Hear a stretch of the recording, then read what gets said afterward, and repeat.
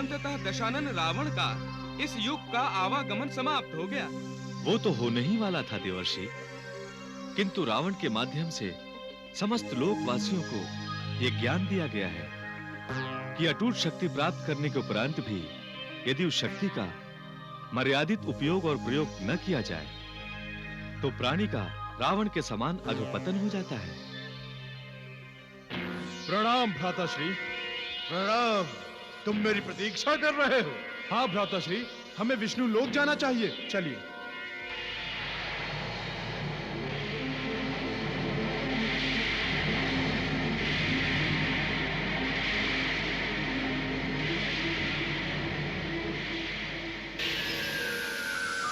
वो रहा विष्णु लोक।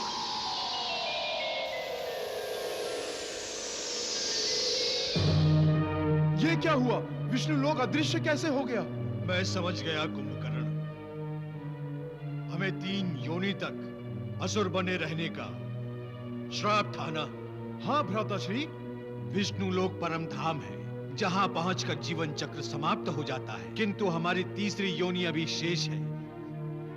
एक जन्म अभी और लेना है हमें। भगवान के हाथों से मृत्यु पाने वाला मोक्ष प्राप्त करता है। हमारे और मोक्ष के बीच में शाप कैसे आ गया? इसका उत्तर तो भगवान विष्णु ही देंगे।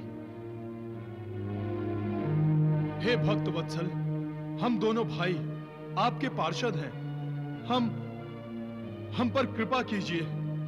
हमें दर्शन दीजिए प्रभु। हमें दर्शन दीजिए प्रभु।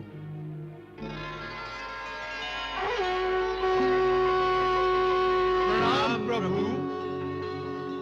शुभम भवतु। हम आपकी शरण में आए हैं प्रभु। मुक्ति की खोज में युगों युगों से भटक रहे हैं प्रभु। प्रभु, हम दो बार आपके द्वारा वध किए जाने पर भी आपका परम धाम प्राप्त क्यों नहीं कर सके? हम कृपा करके हमें बताइए प्रभु। जय विजय, कर्म बंधन अत्यंत जटिल होता है। जीव यदि किसी पुण्यात्मा के शाप से ग्रस्त हो जाए तो प्रकृति की सारी मर्यादाओं को तोड़कर शाप की मर्यादा में बंध जाता है।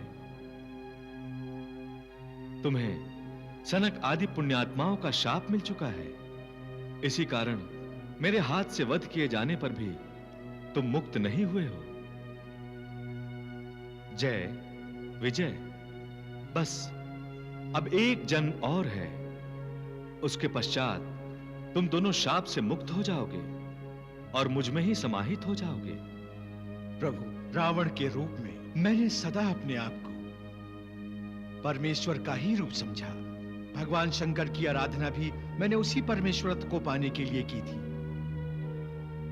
तुम्हारा आशय समझ गया मैं। अब तुम्हें अपने तीसरे जन्म में शंकरी और वैष्णवी दोनों रूप प्राप्त होंगे।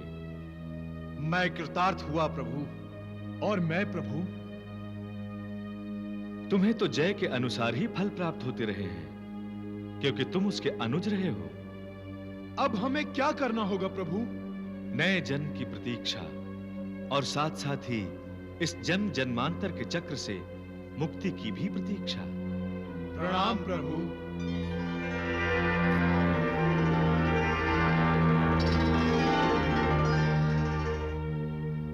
प्रभु श्री रामचंद्र की जय। प्रभु श्री रामचंद्र की जय। महाराज विभीषण, अब आप लंका के अधिपति हैं। जाइए और दशानन की पत्नियों को सांत्वना दीजिए और दशानन का अंतिम संस्कार कीजिए। जो आज्ञा प्रभु। भैया, अब आप हनुमान जी को अशोक वाटिका भेज दीजिए। हाँ लक्ष्मण।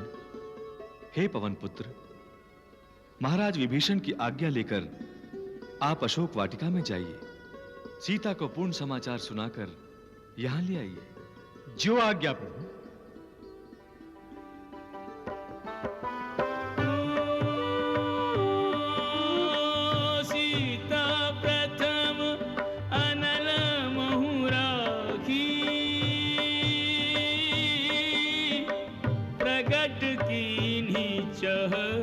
अंतर सखी। राम सिया राम जय जय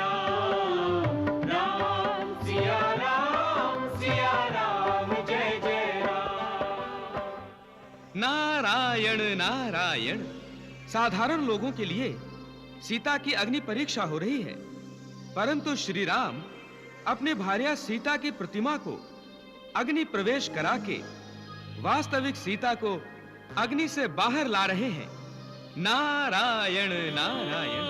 पावक प्रबल देखी बैदेही, हृदय हर्ष नहीं भय कछु तेहि। राम सिया राम जय जय राम। राम सिया राम जय जय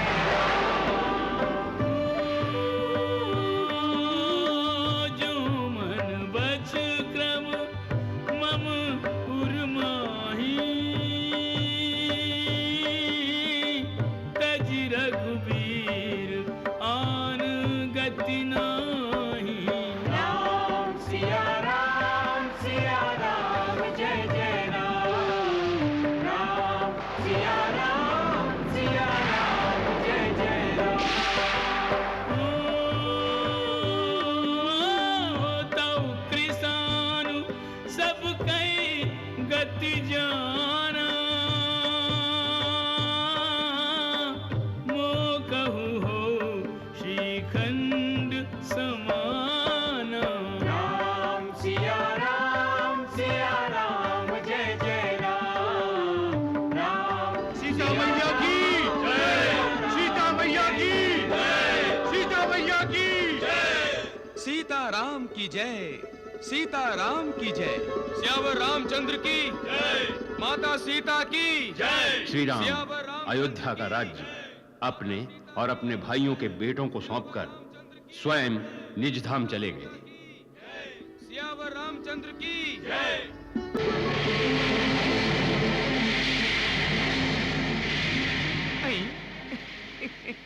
प्रणाम देवर्षि। कल्याणमस्तु। अंतरिक्ष में आनंद की उड़ानें भर रहे हो तुम दोनों। हम तो भटक ही रहे हैं देव ऋषि। नीचे से ऊपर भेज दिए गए हैं और ऊपर भी हमारे लिए द्वार बंद हैं। हम कहां जाएं देव ऋषि, कहां जाएं? निराश क्यों हो रहे हो? प्रभु ने द्वापर युग में तुम्हें मुक्ति देने का वचन दिया है ना। ये द्वापर युग ही तो है देवर्षि, किंतु हमें अपनी मुक्ति की कोई संभावना दिखाई नहीं दे रही। संभावना तो प्रभु के अवतार से जुड़ी हुई है कैटब। तो प्रभु अवतार कब लेंगे देव ऋषि? हमें और कितनी प्रतीक्षा करनी पड़ेगी? नारायण नारायण। समय आ गया है मधु कैटब। भगवान विष्णु ने स्वयं कारागृह में बंद देवकी और वसुदेव को चतुर्भुज दर्शन देकर बाल रूप ग्रहण कर लिया है। ये भगवान के अवतार की उद्घोषणा है और तुम्हारे पापों की समाप्ति की सूचना है। नारायण नारायण।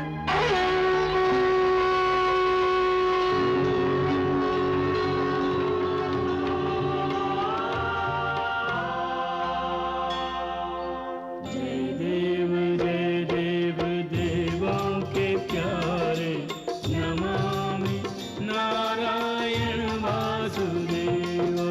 जय देव देवों के प्यारे, नमामि नारायण वासुदेव। जगदीश जग में स्वयं पधारे, जगदीश जग में स्वयं पधारे, नमामि नारायण वासुदेवा। जय देव देवों के प्यारे, नमामि नारायण वासुदेव।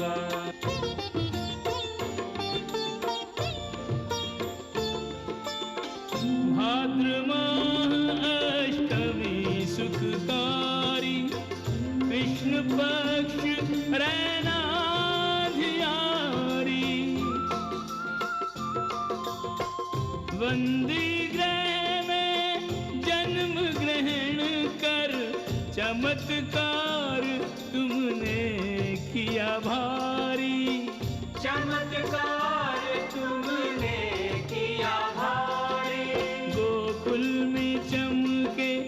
मथुरा के तारे, गोकुल में चमके मथुरा के तारे। नमामि नारायण वासुदेव। जय देव देवों के प्यारे, नमामि नारायण वासुदेव। देव ऋषि, जब जब हमारा जन्म हुआ है, भगवान ने उसके बाद तब तब अवतार लिया है, परंतु इस बार भगवान ने अवतार ले लिया और हम अंतरिक्ष में बवंडर में फंसे तिनकों की तरह घूम रहे हैं महर्षि। चिंता क्यों करते हो? अभी बाल कृष्ण ने पूतना, तृणावर्त, बकासुर और अधासुर जैसे राक्षसों का संहार किया है और अक्रूर के साथ मथुरा चले आए हैं। हाँ, ये सब तो हो रहा है, किंतु हम पाप के कीचड़ से कब बाहर निकलेंगे? वो क्षण आ ही रहा है। श्री कृष्ण कंस द्वारा बनाई गई रंगभूमि में पदार्पण कर चुके हैं। परंतु वो कौन है जो चिल्ला रहा है? आई वो वो मगध देश का राजा जरासंध है। गुप्तचर, असत्य समाचार देने का दंड जानते हो? भोजराज कंस मेरा जमाई है और तुम उसके वध का समाचार मुझे दे रहे हो। समाचार अशुभ अवश्य है सम्राट, किंतु असत्य नहीं। भोजराज कंस का वध किया जा चुका है। नहीं, नहीं, ये नहीं हो सकता। इस धरती पर कौन है जिसने स्वयं काल को युद्धम देहि कहा है? कौन है जिसने उसकी ओर आंख उठाकर देखने का साहस किया है? उसका नाम बताओ गुप्तचर, उसका नाम बताओ। हम उसके साथ साथ उसका नाम लेवा भी जीवित नहीं छोड़ेंगे। गुप्तचर, हमें उसका नाम बताओ।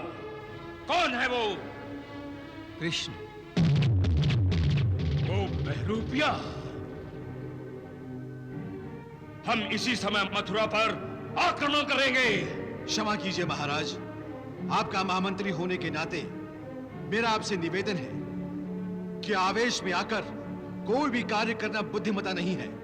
इससे पहले स्थिति पर विचार करना आवश्यक है।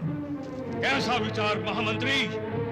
मेरी दोनों पुत्रियों अस्थि और प्राप्ति को उस कृष्ण ने विधवा बना दिया है और आप मुझे विचार करने की मंत्रणा दे रहे हैं। मैं आपकी पुत्रियों की दशा पर ही विचार करने को कह रहा हूं महाराज।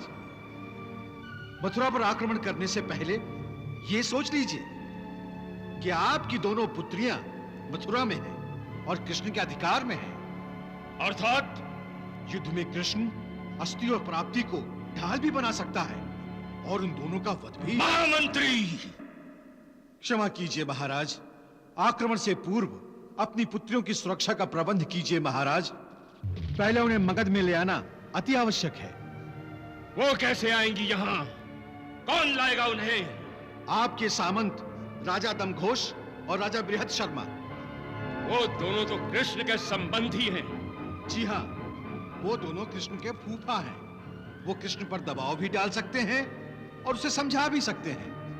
और हमारे सामंत हैं, इसलिए हमारी आज्ञा का पालन करना उनका धर्म है। जी हाँ, उनकी आज्ञा का पालन करना कृष्ण का कर्तव्य है। आप ठीक कह रहे हैं। गुप्तचर, आज्ञा महाराज। राजा दमघोष और राजा बृहद शर्मा को शीघ्र बुलाया जाए। जो आज्ञा महाराज।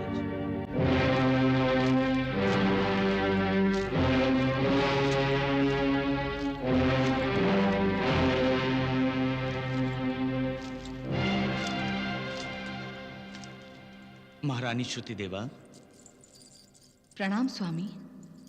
आपके माथे की सिकुड़न बता रही है कि आप किसी चिंता में डूबी है महारानी। स्वामी, राजनीतिक समस्याएं तो हैं ही, किंतु आजकल पारिवारिक समस्याओं का बोझ भी बढ़ता जा रहा है। आप क्यों चिंता करती हैं महारानी? राजनीतिक समस्याओं का समाधान आप हम पर छोड़ दीजिए। महाराज जरासंध के पास जाने का अर्थ समस्याओं का समाधान नहीं, समस्याओं की गणना में वृद्धि हो सकता है। तो इस बात की जानकारी आप तक पहुंच गई कि जरासंध ने हमें बुलाया है। इसीलिए मैं चिंतित हूं। मथुरा में जो घटनाएं घटी हैं उनका प्रत्यक्ष नहीं, अप्रत्यक्ष रूप से संबंध हम ही से है।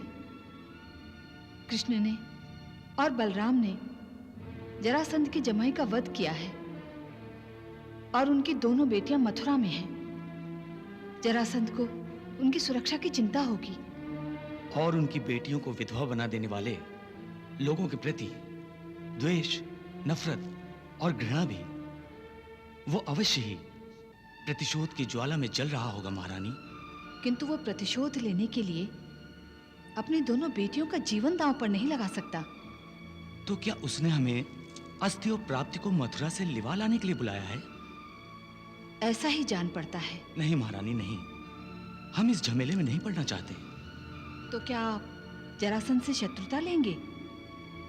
जरासंध की बात मानेंगे तो कृष्ण हमें अपना शत्रु समझने लगेगा। नहीं, वो ऐसा नहीं करेगा। वो मेरे भाई वासुदेव का पुत्र है, मेरे पति और अपने फूफा का अपमान वो कभी नहीं करेगा। आप केवल उससे मेरा ये संदेश कहिएगा। क्या? उसे कहिएगा कि उसकी बुआ श्रुति देवा ने उसकी बचपन की लीलाएं सुनी और देखी हैं। वो तो ये भी जानती है कि वृंदावन में उसे भगवान माना जाता है। फिर भगवान के होते हुए उसकी बुआ की गोद सुनी क्यों है? ऐसा कौन सा पाप किया है मैंने? हाँ महारानी, संतान न होने की भावना मनुष्य के जीवन में कभी-कभी निराशा भर देती है। मेरी बहन श्रुति और महाराजा दमघोष की हम जैसी ही व्यथा है स्वामी। हाँ सच, महाराज दमघोष को भी जरासंध ने बुलाया है। महाराज, आप मगध जा तो रहे हैं, मगर मेरा मन अस्थिर भी है और भयभीत भी। महारानी, हम जरासंध की कुटिल नीतियों से अनभिज्ञ नहीं हैं। हम जानते हैं वो बेहद शर्मा और मुझे मथुरा भेजने की सोच रहा है। इसीलिए मैं चिंतित हूँ। मैं नहीं चाहती कि मथुरा से हमारे संबंध बिगड़े। मगध राज जरासंध की बात अस्वीकार भी न कीजिए और कृष्ण से शत्रुता न लीजिए। पहले कृष्ण आपके भाई का पुत्र है और दूसरे साक्षात भगवान का अवतार है। सुना है, यदि कृष्ण भगवान का अवतार है तो उसे मेरी ओर से इतना अवश्य कहिएगा कि भगवान की कृपा अपने सगे संबंधियों पर नहीं होती क्या? मैं भगवान की बुआ होते हुए भी संतान से वंचित हूँ। मैं क्यों अभी तक माँ नहीं बन सकी? श्रुति, भगवान के घर देर है, अंधेर नहीं। हमारी संतान होगी, अवश्य होगी। अच्छा, तो हम चलते हैं। शीघ्र लौटिएगा। मथुरा का समाचार सुनने को मन उत्सुक रहेगा।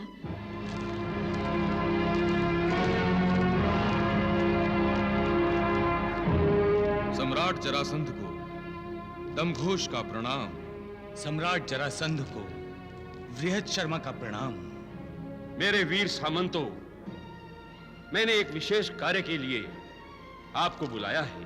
आज्ञा कीजिए महाराज। यह अशुभ समाचार आपको मिल गया होगा कि दुष्ट कृष्ण ने मेरे जमाई महाराज कंस का वध करके मेरी पुत्रियों को विधवा बना दिया है। हमें यह जानकर बहुत दुख हुआ सम्राट। हाँ महाराज, इस समय वो कुटिल कृष्ण मथुरा पर अधिकार जमाए हुए हैं। मेरी अस्थि और प्राप्ति दोनों पुत्रियां मथुरा में हैं। आप दोनों कृष्ण के संबंधी हैं। आप मेरी पुत्रियों को सुरक्षा पूर्वक मगध ला सकते हैं। हम आपकी आज्ञा का पालन करेंगे सम्राट। यदि हमारी आज्ञा का पालन करने में कोई विरोध उत्पन्न हो तो?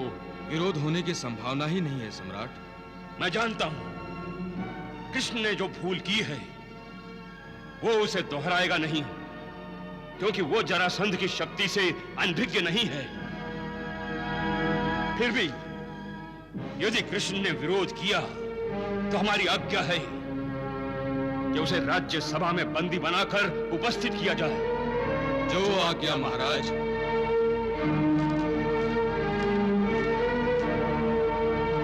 महामंत्री, जी सम्राट। आपकी क्या अनुभूति है? कृष्ण क्या हमारी पुत्रियों को मगध लाने में बाधा बनेगा? वो मूर्ख नहीं है सम्राट, और आपके सामर्थ्य से अपरिचित भी नहीं है। अरे आपका विरोध करने की तो वो सोच भी नहीं सकता। आपके सम्मुख अभी तो वो बच्चा ही है।